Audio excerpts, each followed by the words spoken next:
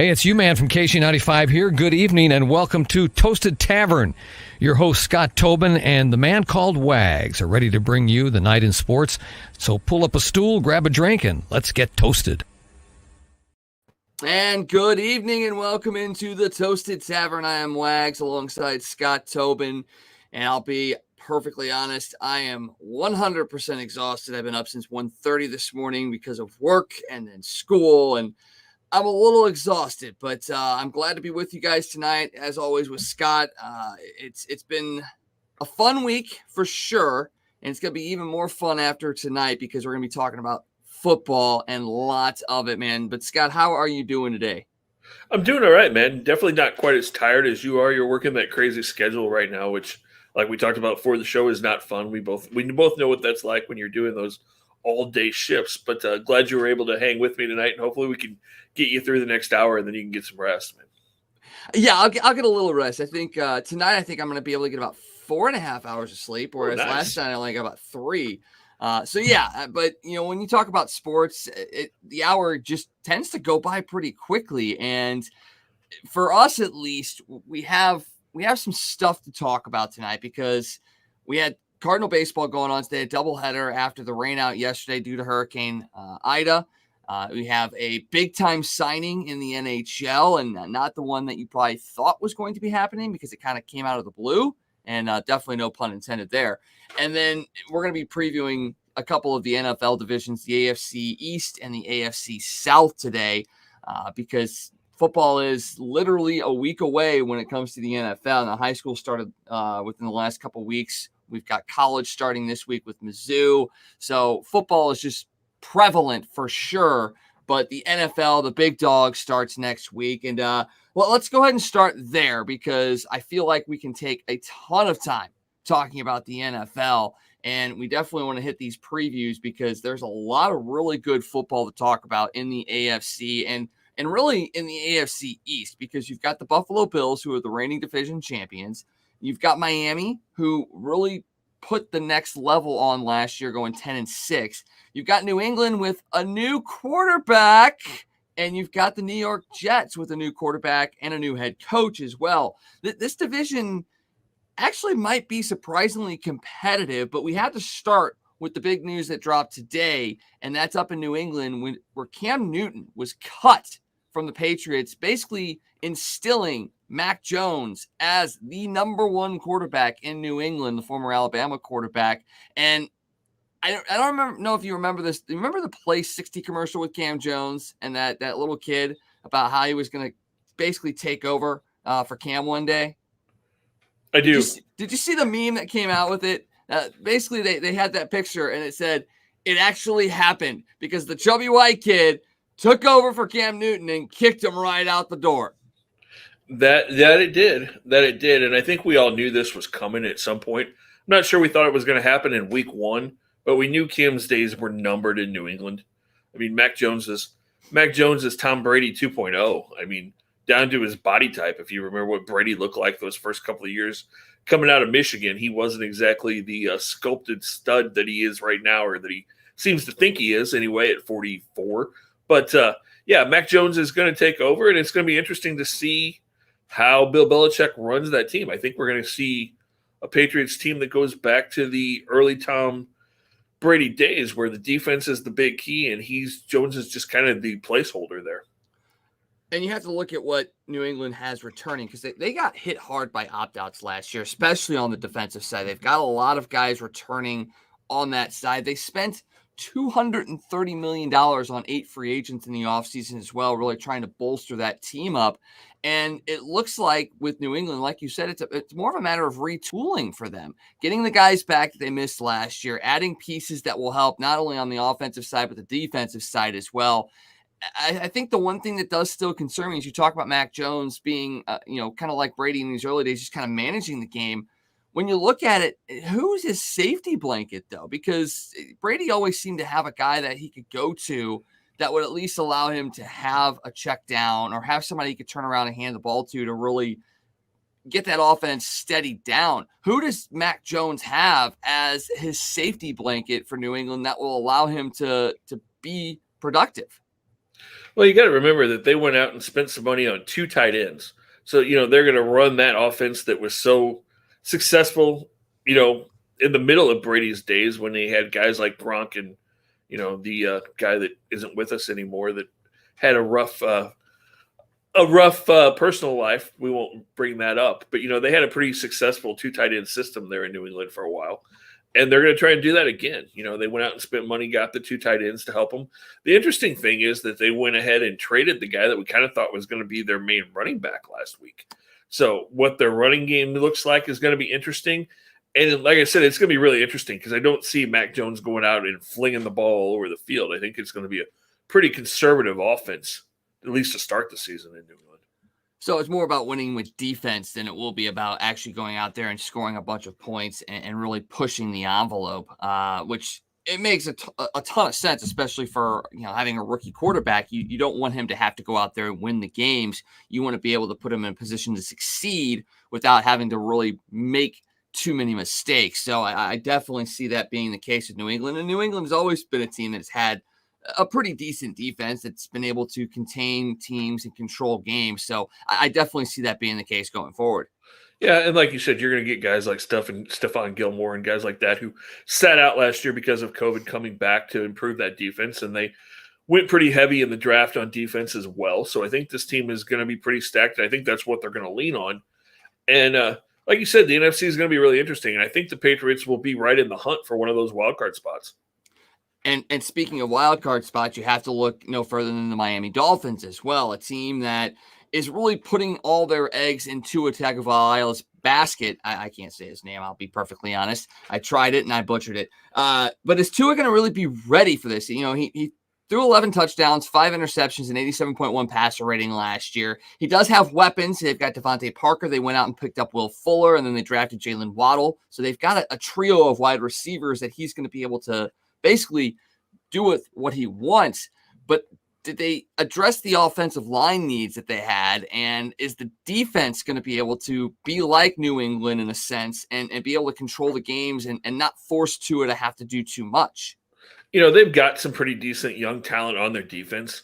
It's something that, they've kind of been building for the last couple of years down there. They went out and addressed the offense a little bit more. Like you said, going out and getting a Waddle and bringing in Will Fuller and doing some things like that. I think the big question is Tua their guy, and will he be the quarterback? There are still rumors circulating that the guy that threw passes to Will Fuller in Houston could still end up in Miami. So, is that something that they end up doing? Do they end up making that big trade that everybody's been waiting for, and do they go to Houston and give up the asking price that the Texans have been waiting for, or do they give Tua a shot? Do you go out and say, okay, you got 3 or 4 weeks to see if you are ready, if you can be the quarterback, and then if not, then maybe they make that look at Houston again and see if Deshaun's situation has cleared up a little bit more. But, it's going to be a big make or break, I'd say, first 3 or 4 weeks for Tua Tagovailoa. There you go. You nailed it. I didn't. I mean, at this point, yeah, you almost can't make the trade now. I mean, with the regular season coming up, in about a week, you don't make the trade for a quarterback now.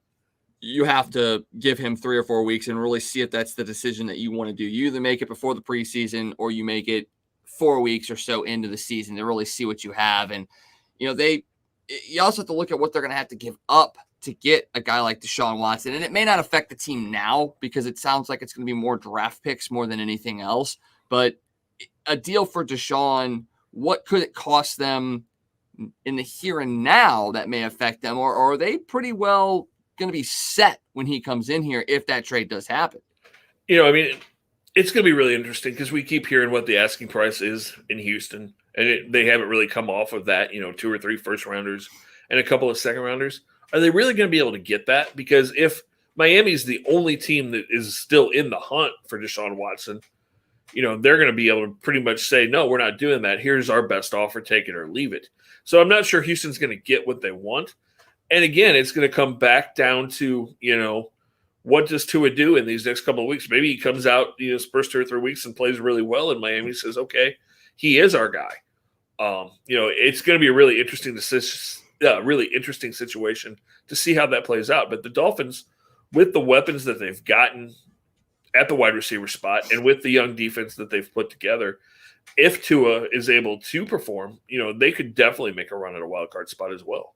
Looking at the Dolphins' early season schedule, the first 5 games, you've got the Patriots in week 1, the Bills in week 2, the Raiders after that, the Colts with maybe Carson Wentz back at that point, and then game 5 is against Tampa Bay. So it's not an easy schedule off the bat. I mean, you could sit there and say, if you find a way to win those first 2 games, you set yourself up to be a contender in the NFC or in the AFC East, and maybe that does allow Tua to stick around, because if you win, especially if you win that game against Buffalo, and Tua has a hand in that, that might prove to Miami that he's the guy going forward. I mean, I think the games against the Raiders and Colts are definitely winnable. The Patriots game in week 1 is going to be a tone setter for the Dolphins this year, because just like Buffalo, Miami, they don't struggle against New England, because I feel like they have New England's number because they've beaten them in games that they probably shouldn't have.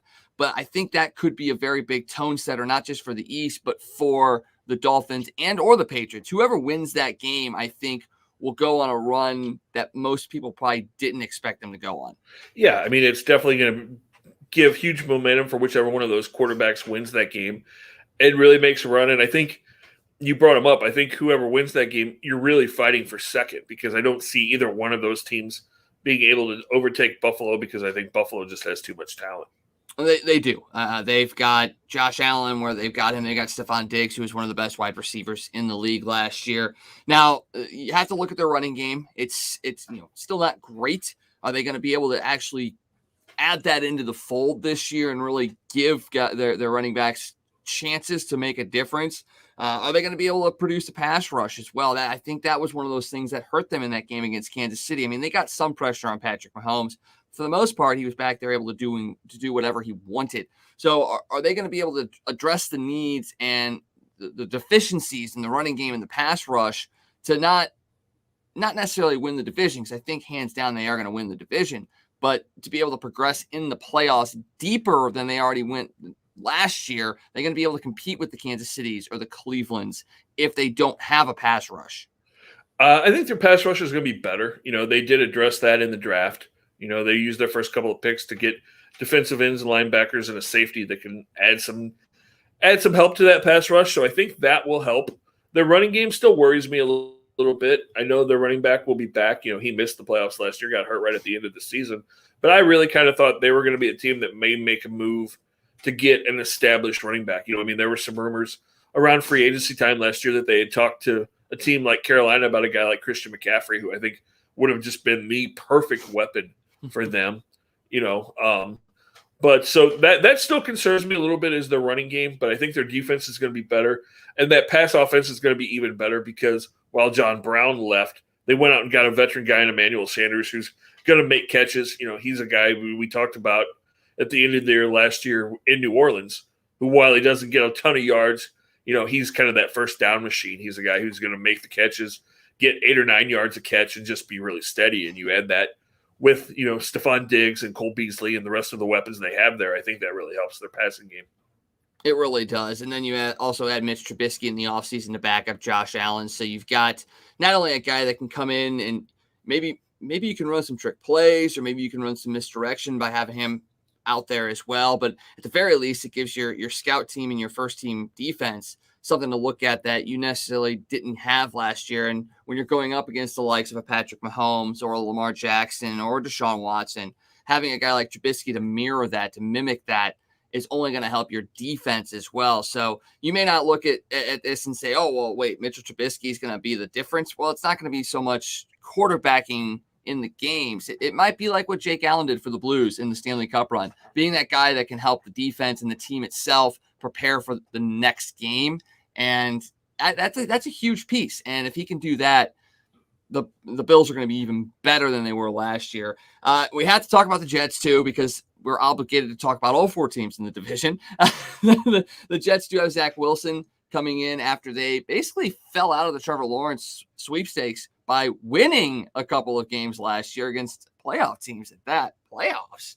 And then they got a new coach in Robert Saleh from San Francisco. What are we expecting realistically from the Jets this year? Can they compete, or is this another one of those seasons where the Jets are just going to jet? And they're not going to compete. They're still a couple of years away from that. Everything that I've heard about their young quarterback is positive. Everybody's really impressed with what they've seen from him. And then they did make some additions to help him. They went and got Corey Davis from the Titans, picked him up in free agency. So kind of got themselves a established wide receiver to help the passing game. Their running game's still going to be a little bit of an issue. They've got some questions on defense, obviously. But, I think they can win 3 or 4 games. I think that's what you're looking at is 3, 4, maybe at the best 5 wins from them this year. And then you get a decent draft class next year. If you have your quarterback, that's a huge step for them because it's been a long time since they've actually had a potential franchise quarterback. I mean, everybody thought maybe Sam Darnold was the guy, but he got no help at all during his time there. But, if Zach Wilson can step up and prove that he's the guy, and then you just build. And, in 2 or 3 years, maybe the Jets are a 500 team.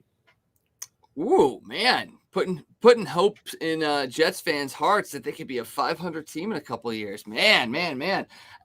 You have to look at their draft class this past year, and it was yards better than what they had under Adam Gase. And I think that's the big key is that they have a guy in charge and they have a team around him that they're going to start making the right decisions for the guys around their franchise players, their star players. It's not just about getting a guy and then just seeing what happens. They're going to be building around him, around Zach Wilson. I think you're right. I think the Jets in a couple of years could be very, very good. So I still think, just like you, they're going to end up last in the East. For me, I've got Buffalo, Miami, then New England, then the Jets as far as the East is concerned. I mean, I've got Miami fighting for that one of the wild card spots. I'm not as high on New England as some people think they could be. I definitely think they're going to be competitive. They may hover around that 500 mark for me. They've got a decent schedule, but they got to play the Bucs. I mean, they're playing the NFC South,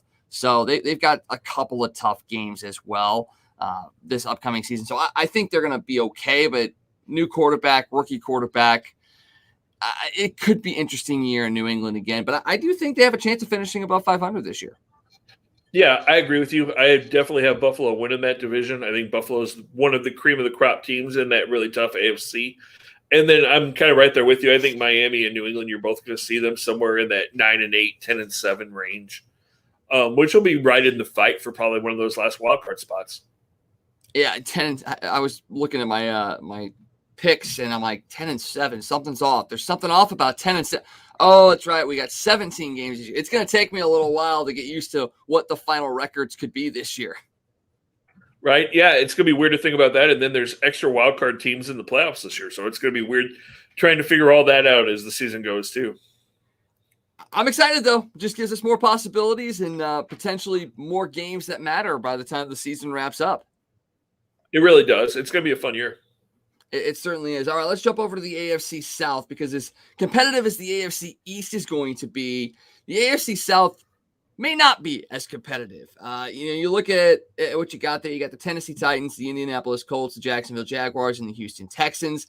Obviously, there's questions on every single team. With Houston, it's the Deshaun Watson question. What is going to happen there? Jacksonville, you got Urban Meyer, Trevor Lawrence, both making their first appearances in the NFL. The Colts are dealing with injuries left and right. Carson Wentz comes back from the foot injury, but then goes on the COVID list. So there's that. T.Y. Hilton is out as well. And then in Tennessee, it's not so much injuries or question marks per se in that regard.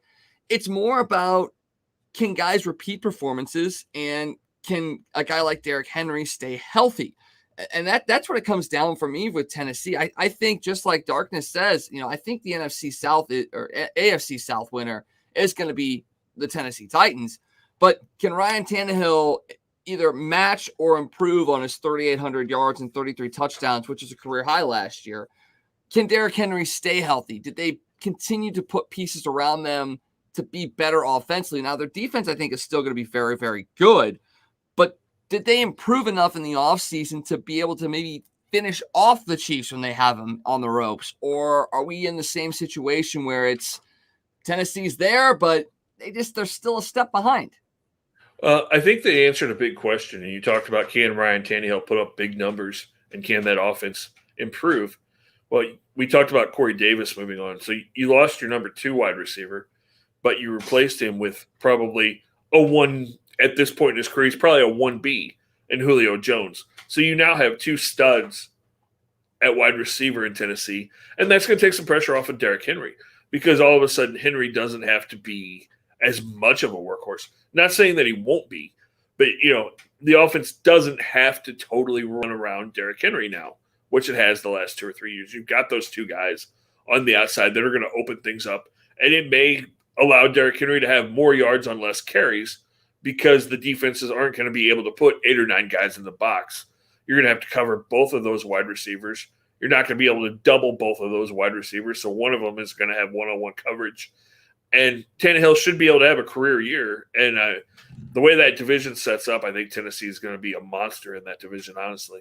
Yeah, they're definitely one of the top teams in the AFC for me. I like what they've got. Just looking at their roster, they're going to be dropping Matt Barkley. He's not going to be their backup quarterback this year. And I think that's going to be a very interesting piece as well, because if Ryan Tannehill does struggle, they're going to be going to, I believe, Logan Woodside. So I think you're going to see a lot of Tannehill for sure. Outside of Derrick Henry, though, at the running back position, that's another question mark as well. If you're talking about Derrick Henry having less touches, that's a good thing. But what Derrick Henry does is he gets better as he gets more touches and he starts to wear down that opposing defense. Now, but to your credit, though, you said it. They're not going to be stacking the box, so it's going to be less guys that are going to be trying to tackle him anyway. So, it works both ways. The more carries he has, the more he wears him down. But because of the coverage of Brown and Jones, it is going to open it up a little bit more. So maybe you don't have to run him. So maybe the pressure is off of Henry a little bit. I hope not too much off of him because I want him to have another career year because he's on my fantasy team. So I want Derrick Henry to get plenty of opportunities. But outside of AJ Brown and Julio Jones, you got to look at what else does Tennessee have that could take, who's going to step up? Because like you said, you're going to get double coverage on one of those wide receivers. The other one's going to make his hay on one-on-one coverage, and Derrick Henry's going to get his stuff. But there's always, with championship teams, there's always an underrated player that essentially steps up in those moments and leads in a category that you wouldn't necessarily think they're going to lead. I think Corey Davis last year was that for Tennessee. Who's the guy that can step up for them that will make them that championship level kind of team? They're going to have to get good production out of their tight end spots, which will be interesting because they've moved on from their, Jonnu Smith not there. So they're going to have to find some production from that tight end spot and kind of really step up there. And I think you have to have, like you said, you've got to find a slot wide receiver. I'm not sure who that guy is. I know they've got a couple of guys that they've had in training camp and in the preseason that they're working on. I'm not sure that they're totally set on their number 3 wide receiver yet, but they've got to figure that out in the first couple of weeks because, like you said, they've got to add that 3rd or 4th weapon besides just those 3 guys. And Darkness is right. Titans are very top heavy. Their depth is definitely a question mark. And once again, though, you usually have a guy that will step up and make a big difference if it's a good championship level team. The Colts are dealing with a ton of injuries. You got the T.Y. Hilton injury, the back issue. It's a disc issue. They haven't officially ruled him out for the entire season, but it's a back injury. It's a disc injury. You just never know with those. You almost can't count on him making any sort of impact this year. And then, like I said earlier, Carson Wentz was just getting back to practice, just getting ready to start full contact drills, and he gets placed on the COVID list. Now, he just has to go 5 days with negative tests. And as of right now, everything's still on track for him to be able to start week 1. But it's Carson Wentz. Like, how much are they actually going to get out of him? He's already dealt with an injury in the preseason. The odds are likely that he's going to deal with another injury this year. They made a big deal to get him in here. Is he going to be able to produce enough for them to justify making that trade? It's going to come down to health, like you said. Carson Wentz has had his best years with Frank Reich around him in Philadelphia, so I think that helps. The T.Y. Hilton thing is a massive hit. You lose a guy like that who is your big play wide receiver, that's going to be a big issue. You talked about Wentz suffering the injury. The weird thing about that foot injury is that apparently he's suffered from that since high school. Mm-hmm. So the fact that he just now had to have that fixed is kind of weird. But yeah, I'm worried about Tennessee with all the injuries they've had, especially if Hilton's not there. It may be a really rough year for the Colts, especially when everybody had a lot of high expectations for them, or at least most people. Like I said, I've never been real high on them, but a lot of people thought they could be a AFC Championship contender going into the season. And I think they have potential. I mean, you look at, the T.Y. Hilton thing is a huge deal. I mean, he's been their number one receiver for the last 9 years, pretty much his entire career with Indianapolis. But you look at what Tennessee doesn't have as far as depth is concerned. Indianapolis has that. At the running back position, you got Nyheim Hines, Marlon Mack, and Jonathan Taylor. So you got 3 very capable running backs. At the wide receiver position, you've got a guy like Zach Pascal, and you've got Michael Pittman Jr., who really kind of had a bit of a coming out party last year. And then you got Mo Alley Cox and Jack Doyle at the tight end position. So where we were kind of questioning Tennessee's depth, Indianapolis has that depth. And if they've got Carson Wentz healthy, they very well could make a push for that division title as well. I don't think they're going to get there because I definitely think Carson Wentz is going to go down, which means you're going to be having, Jacob Eason probably coming in as your backup. And he is the future for Indianapolis. I mean, they're basically trying to get to him. I just don't know if they want to see Jacob Eason this year. But they've got weapons. And I think I'm not as high as some people are on the Colts, but I think they might surprise some people. You might see them slip into that wild card spot. Here's my big question. And you talked about Pittman and you talked about the tight ends, but Pittman had a good year last year. But you also have to remember you had T.Y. Hilton on the other side, who was the guy that everybody was double covering, and Pittman wasn't well known. He was the rookie, the young kid. This year, if Hilton's not there, everybody's going to key on him. And they're going to put more coverage on the tight end as well and try to take those guys away. And so then what happens to that offense? And then you talked about the 3-headed monster on the running backs. Again, that's going to put more pressure because they're not going to respect the passing game as much. They're going to put more guys in the box. Losing a star like that just puts so much pressure on these other supporting cast members, especially when you still have questions about those guys. It's just going to be interesting to see how that offense works. The Colts' defense is very good, though. Their defense can carry them to a certain extent, but they're going to have to find ways to get something out of that offense. If I know anything about Frank Reich, is that he can take a little something out of nothing. I mean, you saw what he did in Philadelphia and what he's done with Carson Wentz in the past. I think your point is 100% valid. You take away that star player and everybody else gets keyed in on and they have to step up. I think you've got the potential to really do some interesting things offensively with this team. And I think Frank Reich is a guy that can really do that. A guy like Mack is a guy that can catch the ball in the backfield. So you can run some plays there, misdirection, things like that. So I think Indianapolis, while if Carson Wentz stays healthy, Indianapolis has a chance at a wild card. If he doesn't, and I don't think he will, they'll be fighting for a wild card, but I don't think they get into that spot at all. Yeah, it's going to be tough. It's going to be tough in the AFC to get those wild cards because you've got so many good teams. You're going to have to be healthy and really have a strong year for all of these teams that we're talking about on the fringe because it's not going to be easy to get in the wild card in the AFC. Can you imagine like a couple of 10 or 11 win teams missing out because everybody's so damn good in this AFC? Yeah, and that's very possible. I mean, you could easily see a team that goes 11-6, not make the playoffs. And then in the NFC, you may have a couple of teams that are 500 or below that get in. And we saw that last year. But, you look at the AFC, and that's very, very possible because, you've got 3, like we've talked about, and we'll talk about the other divisions tomorrow. You've got a couple of those divisions where you could see 2 or 3 teams coming out of the same division. You really, yeah, you could in the North, especially. That's going to be a fun division to break down for sure. You got to look over at Jacksonville next because we talked about it's Urban Meyer, Trevor Lawrence. It's basically both their first years in the NFL. I'm not as high on Trevor Lawrence as a lot of people are.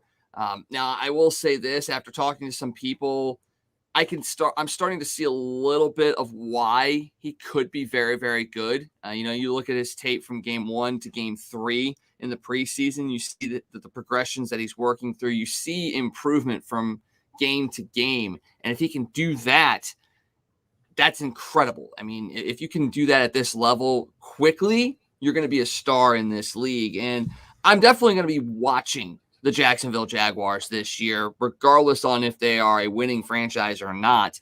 It's going to be really intriguing because you've got the Urban Meyer quotient, and it seems like, from what I've been hearing, that it's a really unique dynamic with him as the head coach. And I don't know if that's a good thing or a bad thing, because if you alienate your players, and we saw this with Nick Saban as well. He came in, he tried to be the taskmaster and basically tried to make everybody hate him so they didn't hate everybody else. I see the same sort of thing with an Urban Meyer. And Urban Meyer's a guy that's always been a player-first kind of guy. Now it seems like he's kind of maybe trying to make himself the odd guy out to really build this team together. And we've seen it backfire so many times. I mean, I don't know if you're seeing the same sort of thing as I am, or if this is just kind of out of left field, but I'm a little worried about year 1 with Urban Meyer. Yeah. I mean, and you see this, more like you said, Nick Saban's a perfect example. You have these successful college coaches that try to jump to the NFL, and they try to run things the way they did in college. They try to be that taskmaster and be the boss, and, belittle and berate players and try to be the force that they were in college. And it doesn't work, because these guys are professionals and they're making a whole lot more money than the coaches do. And they don't have to listen to these guys like college kids do. They're like, we'll be here, you won't be if we're not good. And, we've seen it happen to many, many, many college coaches, that have jumped, and it just hasn't worked. Chip Kelly's another one that tried to do it. Everybody thought he was going to be great when he made that jump from Oregon. We've seen it happen over and over and over and over again where it just doesn't work. And I am not sure that Urban Meyer is going to succeed. From everything I've heard, he's trying to run this like he did in college, and it just doesn't work a lot of times. So we'll see. I am higher than Trevor Lawrence. We've gone back and forth on this a couple of times. I think he's going to be really good. It's going to take a couple of years. They're going to struggle big time this year. It's going to hurt them that they've lost Travis Etienne for the year. I thought he was going to be a real safety valve for Lawrence and really be a weapon in special teams for them and catching balls out of the backfield. So that's going to hurt. But they do have some young talent. I think they probably win again 4, maybe 5 games this year. And then you just have to build through the draft and see how things go. But I think Trevor Lawrence is going to be fine. I think there's a lot of people that will argue with me because they're like, ooh, look at Mac Jones. Look at, what this guy's done. Look at Justin Fields. I think when it's all said and done, Trevor Lawrence will be the best quarterback of all of them this freshman class.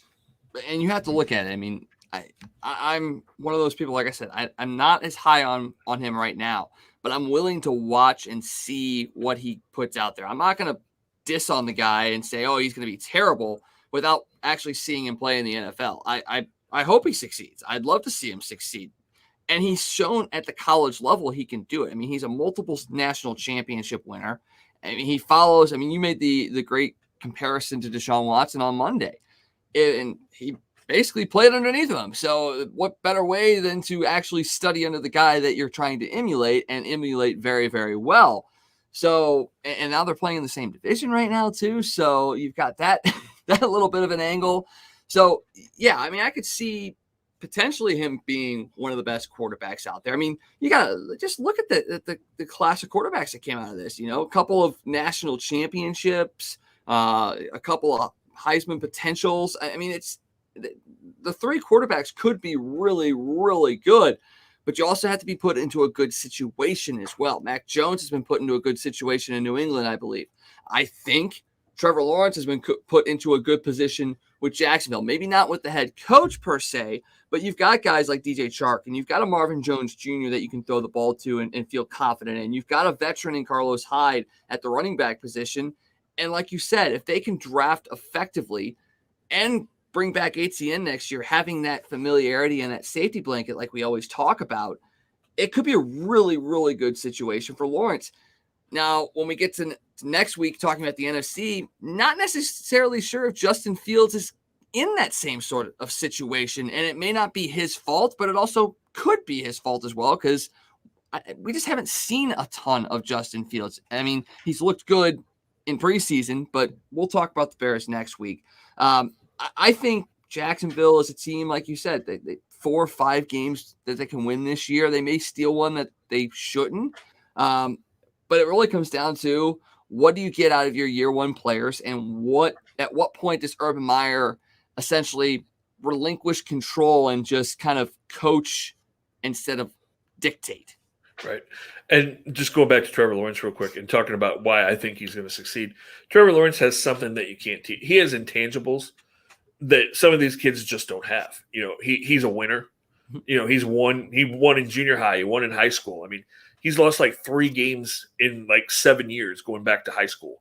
The guy knows how to win. He's a leader. He walks into that huddle and he brings everybody together because he has that confidence and takes control, and he's that field general. And that's something that you can't necessarily see on tape. You can't, it's just something that he has. And that's why I think he's going to succeed. He's got a great football IQ. He understands playbooks. He reads defenses really well. He's just got that it factor that some guys, no matter how much talent you have, they just don't have that. And that's the difference between what makes a good college quarterback that's an okay NFL quarterback and a good college quarterback that becomes a great NFL quarterback, are those intangibles. And I think Trevor Lawrence has all of those. Yeah, you talk about the fact that he's only essentially lost 3 games in his career. That's always been an interesting piece in my mind, is at what point does not losing hurt you in a sense? Because yes, you've got the confidence of winning. You can go out there and win at any point. You can take control of a game at any point. But the higher levels you go up, you're facing stiffer and stiffer competition. You get to the NFL, it is the best of the best at every position. So when you lose a game, it's not necessarily a guarantee that you're going to be able to take control and hold and win the next one, because you are a winner. Where is there any detriment to not having experienced not a lot of losses, but a decent amount of losses? Now, he has suffered some pretty big time losses, but just is there a number? I mean, you can't quantify it technically in numbers, but not losing a ton of games, could that hurt him a little bit in the NFL? I don't think so.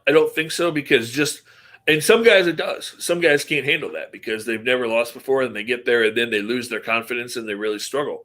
I don't think it is with him, because I think he's really grounded. If you paid attention to Trevor Lawrence and some of the things that he said, some of his comments, leading up to the draft, he basically said, I love football. I'm a football player, but the game of football doesn't define me. If I struggle, if things don't go right, it's not going to break me because I have other things in my life. I think he's just a really mature, really grounded kid. He's already married. He's just, I think he's got all of the things that you want in a kid, that nothing is really going to get to him. It's not going to fluster him. He's got the ability to win. He's got that pedigree of winning. But I think if he loses, he understands, we move on, we work on it, and we build. And I don't think it's going to break his confidence or really affect how he does things in the locker room or on the field. The Jaguars are definitely going to bear watching this year, so make sure you catch those games. Support Shad Khan as well, because he is a St. Louis area man. And, maybe he doesn't bring the Jaguars here, but who knows? Maybe he's part of the committee that brings an NFL team back to St. Louis. Let's talk real quickly about the Texans. We've already talked about Deshaun Watson a lot, but they also don't have J.J. Watt. J.J. Watt now over in Arizona. So this is kind of a bit of a changing of the guard for the Texans, especially if they do end up dealing Deshaun Watson. I've got them bringing up the rear in the AFC South, mainly on the strength of the fact that Deshaun Watson will not be playing much, if at all, with Houston this year. That's really the linchpin, is if Watson can play and if he sticks for the entire season. I mean, what's your read on Houston? Where do you see them ending up? I mean, is it regardless on Deshaun Watson, or is it because of Deshaun Watson? I have no idea. You said he may not, I read something the other day that, he may be playing week 1 and may play all season. The whole thing, there's just so many questions there. if the NFL was going to suspend him, if the court system were going to do something, if there was some evidence, you would have thought something would have happened by now. It's very possible that Deshaun Watson plays this whole season. Is he going to play in Houston and play well? Probably not, because first of all, who's he going to throw the ball to? Because Will Fuller's not there now either, so he really has no receivers. Not sure who's going to run the ball because they don't really have any running backs, even though, they made that great trade for a running back last year when they just traded Hopkins to Arizona. That didn't really work out well. Hey, they got Mark Ingram. I mean, they picked up Ingram, so they got somebody, right? Yeah, I mean, because Mark Ingram's best days aren't behind him at all. And then their defense, who's left on that defense? Remember when Houston's defense was really good? Remember when you had Jadeveon Clowney and J.J. Watt, Brian Cushing, and Tyrann Mathieu, and that was a good defense. Yeah, none of those guys are there anymore. I couldn't even tell you who's on the Houston defense at this point. Even with Deshaun, and like I said, it's possible he plays, they're not going to win much. Yeah, I'm right there with you. I think I've got them winning 3 or 4 games this year. I mean, looking at their defense, Whitney Merciless is there. You've got Christian Kirksey as a guy that could do some damage. Vernon Hargreaves is there as well. But yeah, outside of that, Justin Reed's probably their best defensive player in this season, I think. And that's pretty much what your top point producer this year probably will be Kaimi Fairbairn. And there's a name that everybody knows. I mean, Whitney Merciless can he can cause a lot of pressure for quarterbacks. He can get some sacks. But, yeah, that defense is not going to be real good, and their offense is not going to do a whole lot. And, yeah, I mean, Deshaun doesn't want to be there. So if he is playing, how hard is he going to play? I don't even think they're going to win 4 games. I have a win in like 2. Oh, wow. Well, yeah, you and I both have Houston at the bottom. I've got Tennessee at the top. I've got the Colts and then the Jags. And then Houston, it seems like that's probably the consensus for you as well. Yeah, I agree with you. And I don't think it's going to be close. I think Tennessee's going to run away with it. Yeah, and all they have to do is give the ball to Derrick Henry, and he will run away with it. So, all right, well, that's the AFC East and South. Tomorrow we'll be previewing the AFC North and the AFC West, 2 high-powered divisions. Probably going to see the Super Bowl champion out of one of those 2 divisions. That's just my personal take on it. Although I do like Buffalo and I do like Tennessee, I just think, a couple of teams out in the North and the West are pretty damn good. So we will preview those tomorrow. Let's jump over to hockey real quick because the Blues made a big signing today, and it was kind of out of the blue. And it was something we hadn't heard discussed at all, really. We knew it was coming in the next couple of years because he was going to be a free agent. But with Robert Thomas still sitting out there needing to be signed, the fact that they went out and signed Colton Parayko to an extension was very, very surprising. The boys over at Toasted St. Louis talked about it a little bit earlier today. So here's their take on the Colton Parayko signing. Colton Parayko gets an 8-year, $52 million deal by the St. Louis Blues for $6.5 million per season, just out of nowhere. There was no rumblings about this at all. Guy, who's been attending practices this week, he obviously didn't hear anything about it. This was a total surprise, Mason. But I think personally, if Parayko's back were healthy, and of course he's been dealing with a back issue for the past couple of seasons, that's a big reason why his play has kind of dipped a little bit. Mm-hmm.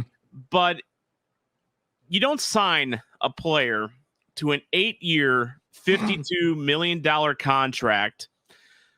And of course, he's also the assistant captain too, by the way. So he plays a big role on the team still. You don't sign a player to that kind of deal unless you're pretty damn sure his back has been healthy. And I know Guy's been at practice, and I've heard some other rumblings that Parayko looks pretty good this summer. So I think this is a slick move by Doug Armstrong. It's a risk. It's a calculated risk because backs can be funny, as you well know. You deal with a back injury yourself. Got a fat pillow behind me right now. And this is it's a calculated risk, but you know what? I like this move. $6.5 million. Think about some of the contracts that teams have been giving out this offseason. Seth Jones, excuse me. Chicago. Turnovers. Yeah, terrible. $9.5 million for Seth Jones. You have $9 million for Dougie Hamilton. Darnell Nurse, $8.5 million. Nope. Darnell Nurse got 9.25. Oh, he was 9.25. Okay, I was cutting him short there. That was You were cutting him short. You wouldn't think it. And sadly, of those three players, only Dougie, I feel, might actually not make that contract hurt after a while. That's neither here nor there. Definitely. Parayko, $6.5 million per. Mason, I love this deal, and I think you do too. This is wonderful. I absolutely love this. I mean, I like you said, I'm thinking about all the. This was one of my main apprehensions going into the the next year, because obviously it's either Parayko's getting traded or we're gonna overpay for him way too much, and that was one of those things at the back of my mind. It's like, oh no, we're screwed. $6.5 million over 8 years. 8 years. Keep in mind, it is 8 years. And it doesn't take effect until the year after this one. So we're going to have him for a while when he turns, 36 or 37? 37. Is when that contract, 37 when that contract expires. So not wonderful. But you know what? It's Colton Parayko. He's a heart and soul guy to this team. He loves it here in St. Louis. Obviously, I'm 90% sure he took a hometown discount to stay for this long. 90% sure that was the case. But it's just how this news broke. I mean, it was just there was no rumblings from Andy Strickland. There was crickets from JR. There was absolutely nothing. There was even nothing from our correspondent Guy Bensing. That he didn't even know. And he knows everything. So I mean, where did this come from? And I think it just is a matter of as I thought. Me and Tom were just talking before the show. We were like, where could this have possibly came from? The beginning of September. That's a weird time. But then I realized this is when players are doing their physicals before training camp. This is when team doctors are evaluating them. Yeah. So this can either mean one or two things. One, Doug Armstrong saw the results and he liked it. Or two, Doug Armstrong saw the results and he didn't like it very much, explaining the 6.5. So either this is a really good move or a really bad move. But knowing Doug Armstrong, he's not one to sign giant risky contracts like this. So I truly, truly think that this is a good thing from Colton Parayko. I think that we all found out that his back is doing better. He's obviously been putting in a lot of work this offseason, according to multiple inside sources. He's been doing fine. He's been healing. I thought Parayko looked great in the playoffs, so I think that's a sign of things to come. And I truly believe that this contract is going to be worth it. Maybe not in the back half, but it's certainly going to be way worth it in the front half. Yeah, so 8 years, $52 million for Colton Parayko. And in fact, if you look at the optics as far as the breakdown, it's a front-loaded contract. In the last couple of years, he's only making about $4.5 million. So the worry about paying a guy in his mid to late 30s a huge sum of money, it's just not there. So I think, once again, as they talked in that video, Doug Armstrong freaking did it again, man. How is he doing this? Yeah, I'm going to be the Debbie Downer of the group here. I'm a little concerned. I'm not really sure why Parayko signs that contract. I realize it gives him long-term stability.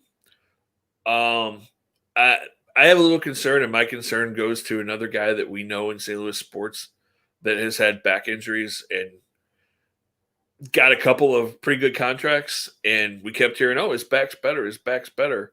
It's not going to affect him, and it has affected him. He hasn't been the same guy for 3 years, and of course I'm talking about Matt Carpenter. And if you don't think that his back is a huge factor in why he fell off the face of the earth, it is, and it can come out of nowhere because you can look really good one day, and then all of a sudden that back is gone, and there's no fixing it. I hope I'm wrong. I hope that Colton Parayko plays really well and this deal works out really well, but in the back of my mind, I'm like, oh man, in 2 or 3 years, the Blues may be going, Colton Parayko, really? He's on the ice? Why are we paying him $4 million this year? Can't we trade him? I mean, I can just see Blues fans doing what the Cardinals fans have done for the last 3.5 years. I hope I'm wrong. I hope it works out really well, but that would be my fear. And my fear is the fact that we've got 3 defensemen making $6.5 million plus. for an extended period of time as well. So it's always nice. I mean, you want to be able to have some consistency on your defensive end because, changing styles and players, really disrupts that back end. But like you said, if the back injury does creep back up again, if a guy like Torrey Krug doesn't play up to his contract, like, Justin Falk improved year 1 to year 2. If Torrey Krug doesn't improve year 1 to year 2, what does that do? If Colton Parayko's back issue pops up, what happens then? At least for the Blues, though, I mean, yeah, you're going to sit there and look at the money side of things, but depth-wise, defensively, they've got a lot of options. So it's not so much that I'm worried that if Parayko's back injury resurfaces, they're gonna have a hard time replacing him. I think it's more so about the money. But we've also seen the Blues have been able to use the LTIR system to their advantage right now. So it works out that, Doug Armstrong paid a decent price for a guy. And if he plays at what he was at the first couple of years in his career, all of a sudden it's a huge, huge steal. I mean, Parayko basically did. He took a hometown discount to get the 8-year term. So it makes sense on both sides for the money and the term. I understand why that's the case. You just hope that back issue, at least for the next 4 years, maybe 5 years, is 100% good. And then maybe year 6, 7, it does start to creep in, but at least he's still a decently productive third pairing defender. You hope. The fear is, it just doesn't take one hit could screw that back up, and it could be bad. Like I said, I hope that doesn't happen. I hope it works out really well. It just makes me a little nervous, and it is odd that came out of nowhere, that there were no rumblings from anybody that they were talking about this. But hopefully it works out well. Do the Blues get Robert Thomas signed before the start of training camp, or as JR talked about, is he a holdout? Man, the longer we go, and this also is a bit dependent on Vladimir Tarasenko, right, too. I mean, the fact that he's still with this team. Now, I thought Tarasenko was going to stick around with the Blues until, maybe a couple weeks into the season, if not the trade deadline, because if the Blues were going to have a deal done, they would have made the deal. The fact that you're going to be able to have a guy like Sundqvist go on LTIR early on in the season, I think you eventually do get something done with Robert Thomas before the season starts. I think you're probably looking somewhere in the $1.75 to $2 million range. He has to remember he's not arbitration eligible, but he didn't do much last year. So to see a significant raise from, I believe, the $900,000 that he made last year isn't something he's probably going to get. So I think the 1.75-ish range is probably what eventually is what they're going to settle on. He's holding out for a lot more money. He wants a long-term deal, but he's dealt with some injury issues, and he needs to prove that he can play long-term to get that long-term deal. But I think it gets done before the season starts, and I think he's going to have a slow start, but I think he will be one of the key players to this season. Yeah, it'll be interesting because I know I heard Jeremy Rutherford say yesterday that he wants more money than Jordan Kyrou got. Yeah. So, that's a long way from 1.7. So we'll see how that happens. And, we talked about Vladdy, and I've been saying I didn't think he was going to get traded till at least the trade deadline. I'm starting to think the Blues might be stuck with him all year. I don't think there's anybody that's really interested in Vladimir Tarasenko. I think the Blues may just be stuck with him. Well, I'll say this. If we get a Tarasenko that's determined to prove that he deserves to be on somebody's team, the Blues are going to win in one of two ways. Either he's going to produce at a level that he hasn't produced at in a couple of years, and that'd be a boon for the Blues, or he's going to produce at a level that a team is going to be like, man, we see the track he's on. We got to bring him into this team. And they're going to give up whatever the Blues want for Vladimir Tarasenko. So I think one way or the other, if he comes out there with the right mindset, which watching practice as of late, seems like he wants to at least play hockey. I think the Blues might be okay with him. The whole disconnect between him and management is another thing. If they can keep that separate and he can keep that outside of the rink, I think it's going to be okay. I think more than likely this is a trade deadline kind of deal, and it's going to be a trade deadline deal that's going to be beneficial to both teams when the trade happens. It's going to be a straight up hockey trade. It's going to be a 1-for-1, and it's going to be almost similar contracts, and it's just going to be an east-west switch is what I'm thinking. It's going to be interesting. It's definitely going to be interesting. That's, like I said, I was listening to JR yesterday, and he was talking about the fact that, where the Blues play Vladdy, that he may be a third or fourth line guy that doesn't get enough minutes to really show anything that anybody says, okay, yeah, we want him, and then he's disgruntled, and then there's problems in the line. There's just a lot of things that could go wrong with Vladimir Tarasenko being here. Hopefully it doesn't, but again, just a lot of questions the Blues are going to have to answer. Oh, for sure. 100% for sure. All right, let's jump over to the Cardinals real quick because they had a doubleheader today against Cincinnati. The rain out yesterday because of Hurricane Ida pushed this to a dual 7-game doubleheader today. Game 1, Paul Goldschmidt, a couple of home runs. The Cardinals, a 5-4 victory. They pulled to within a game and a half of that second wild card spot. Harrison Bader also hit a home run. Genesis Cabrera goes 2 with 2 strikeouts, no earned runs. Good to see him kind of bounce back a little bit. But then that second game, it was not good.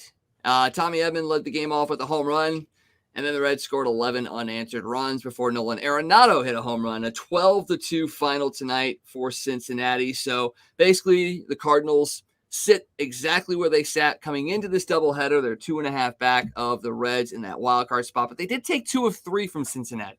And I think that's a key thing that people need to look at is they won the series, and now they're going to be playing Milwaukee. And if you win that series, maybe you pick up a game on Cincinnati/San Diego, because there's like 4 teams within 2.5 games of that wild card spot. So if you win series from here on out, you have a really good chance of getting into that wild card spot. What do you think? No, they absolutely do. And you've got series coming up with Cincinnati and San Diego again. So you kind of control your own destiny. They're lucky that they won. They split this doubleheader. Their starting pitching was awful in both games. Miles Michaelis looked awful, was throwing batting practice. J.A. Happ didn't look good today. He didn't have it. Schultz should have gotten him out after that first inning or early in the second inning.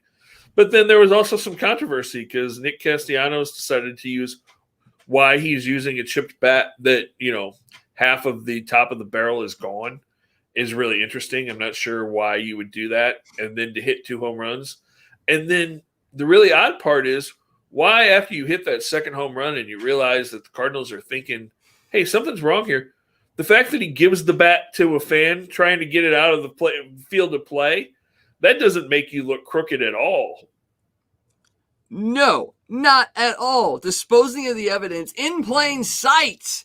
In plain sight. I mean, come on. He knew he did something wrong, and he got away with it, essentially. I mean, look, a lot of people wanted Nick Castellanos on this team. When he was a free agent, people wanted him in St. Louis. I've never really seen him play. I never really knew much about him. But for some reason, something in my gut told me just to stay 100% far, far away from a guy like Castellanos. And I'm kind of glad we did, because I don't want that kind of thing on our team, essentially. But we talk about villains. Nick Castellanos is a villain. And it's just fitting that it's with Cincinnati, where most of the best villains of the last 20 years have come out of. They really have. Yeah, I'm with you. A lot of people wanted Castellanos. I didn't. He's hit in Chicago and Cincinnati, but those are big-time hitters' ballparks. He wasn't a very good player in Detroit. He was okay, but he didn't do there what he's done in these hitters' ballparks the last couple of years. His attitude just rubs me the wrong way.